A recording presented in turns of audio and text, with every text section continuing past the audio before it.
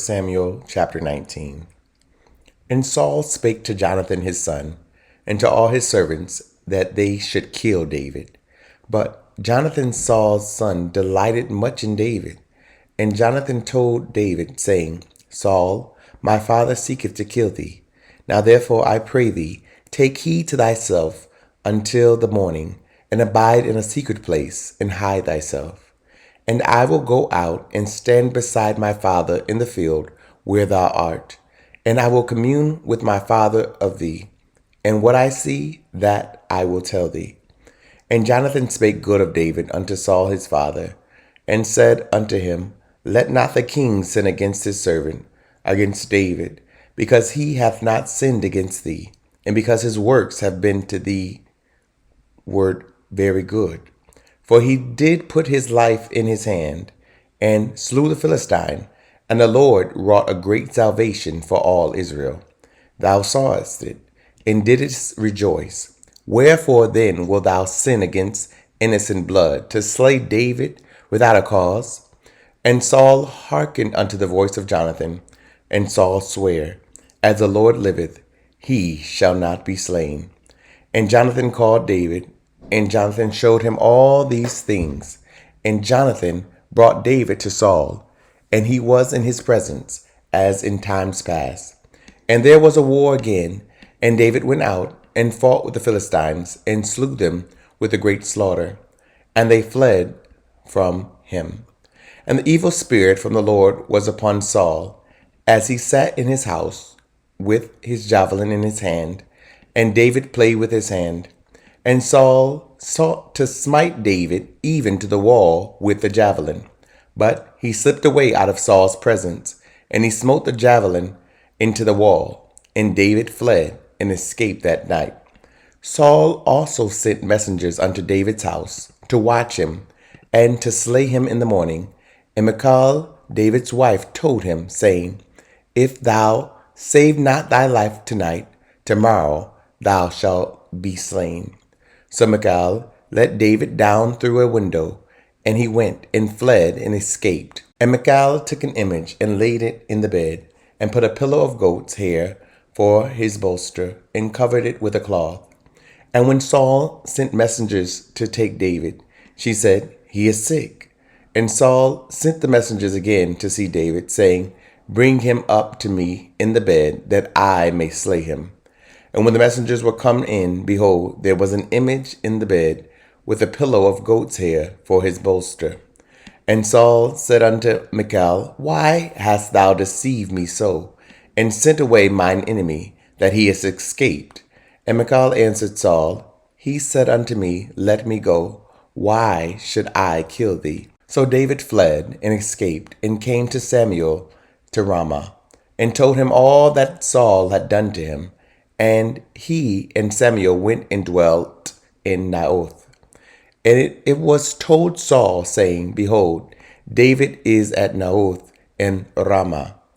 And Saul sent messengers to take David.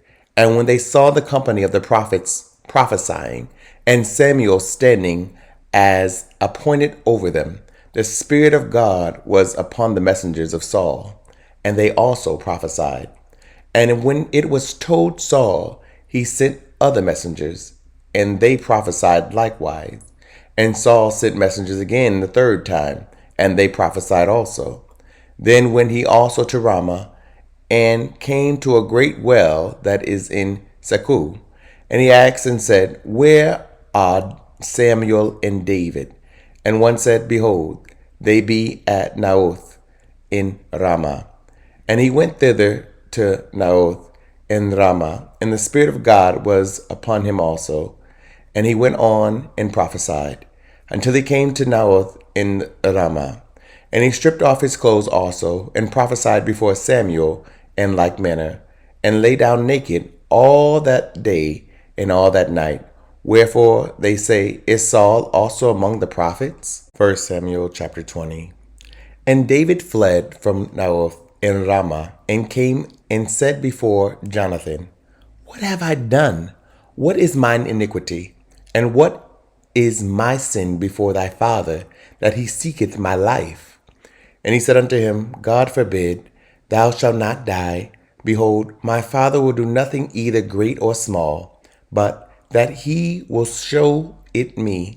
And why should my father hide this thing from me? It is not so. And David sware moreover and said, Thy father certainly knoweth that I have found grace in thine eyes.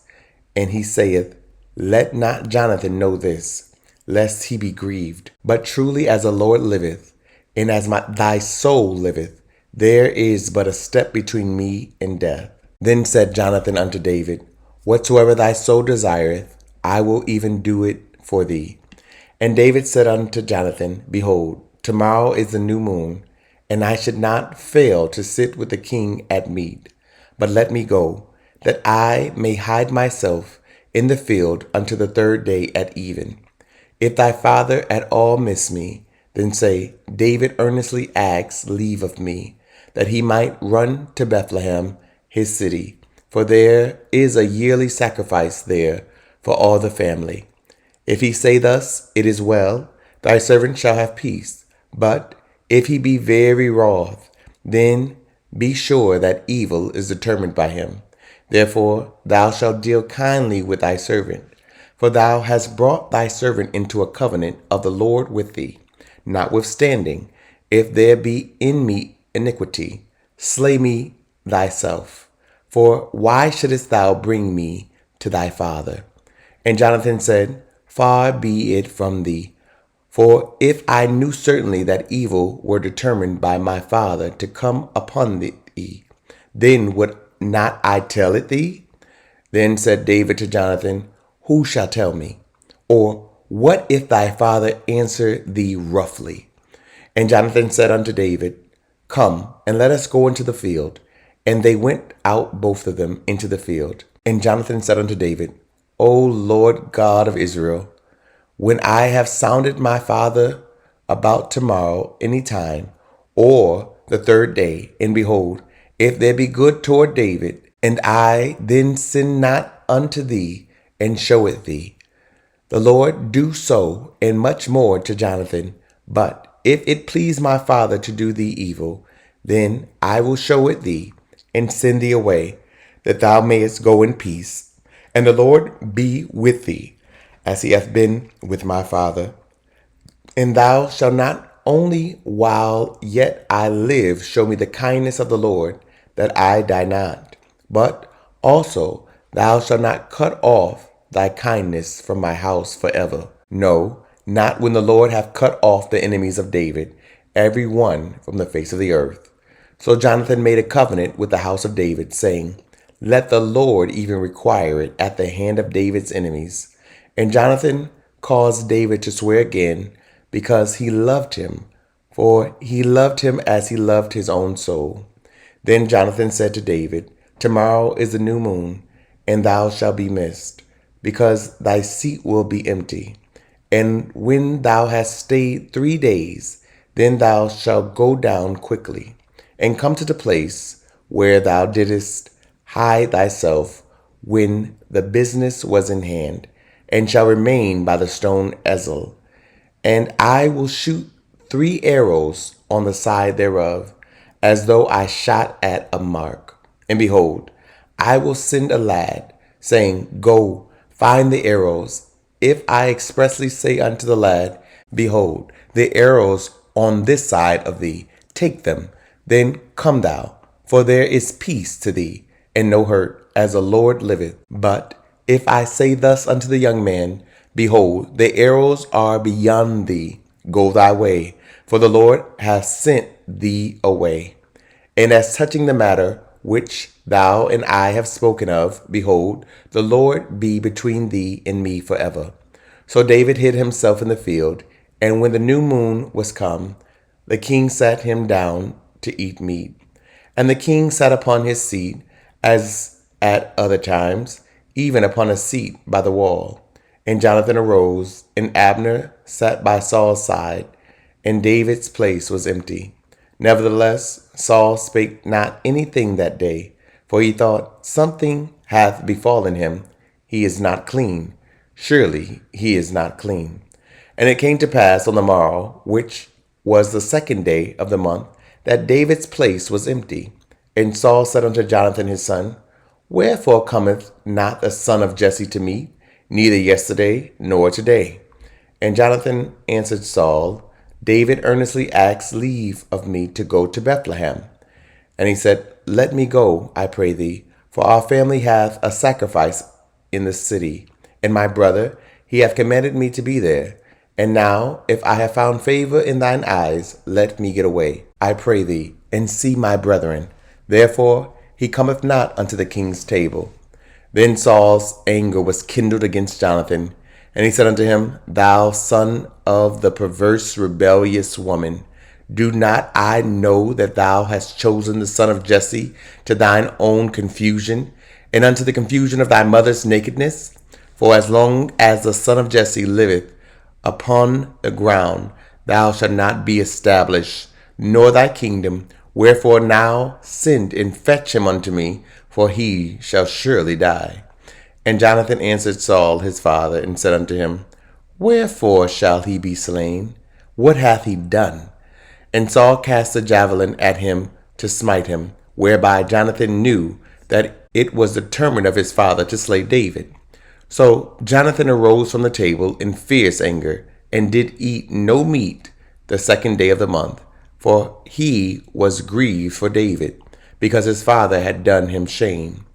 And it came to pass in the morning that Jonathan went out into the field at the time appointed with David, and a little lad with him.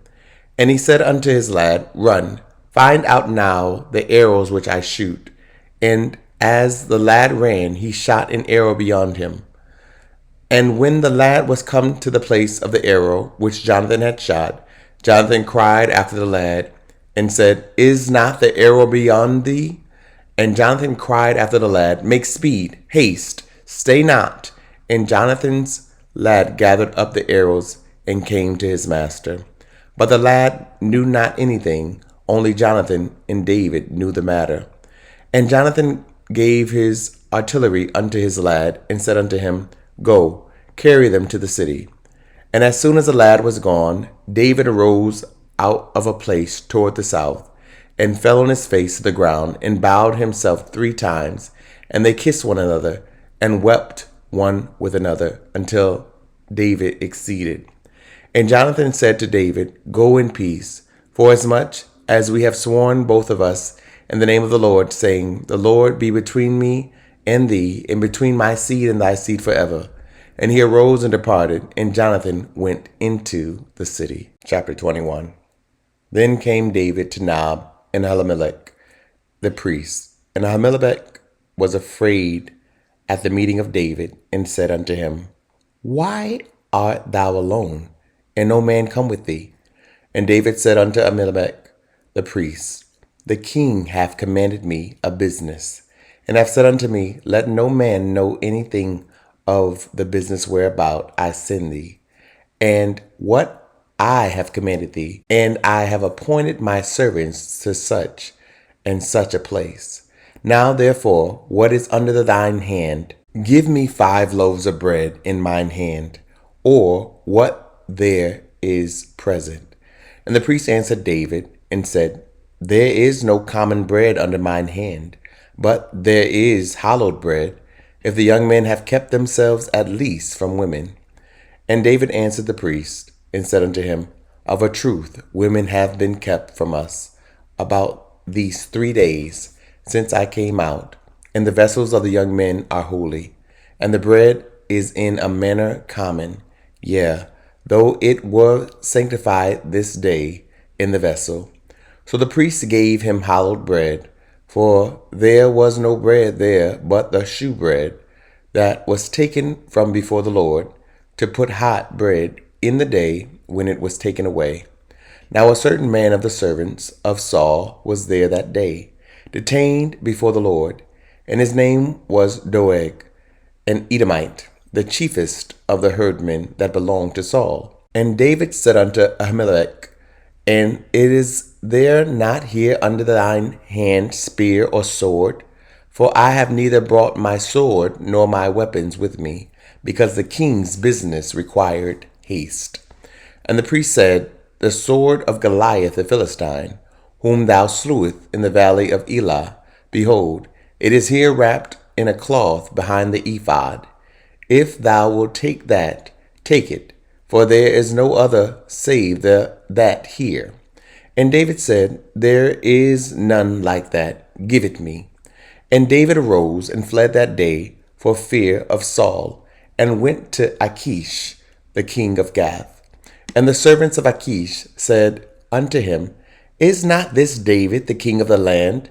Did they not sing one to another of him in dances, saying, Saul hath slain him thousands, and David his 10,000s? And David laid up these words in his heart, and was sore afraid of Achish, the king of Gath. And he changed his behavior before them, and feigned himself mad in their hands, and scrabbled on the doors of the gate, and let his spittle fall down upon his beard. Then said Achish unto his servants, Lo, ye see the man is mad. Wherefore then have ye brought him to me? Have I need of madmen, that ye have brought this fellow to play the madman in my presence? Shall this fellow come into my house? Thank you so much for tuning in. Don't forget to like, comment, and share. Someone you know needs to hear this message. If this program is helping you in any way, consider partnering with us and sending a love gift to Cash App $Dante J. Worth. This program is supported by Audacious Believer TV and you, our listening partners. Remember that life is meant to be enjoyed and not just endured.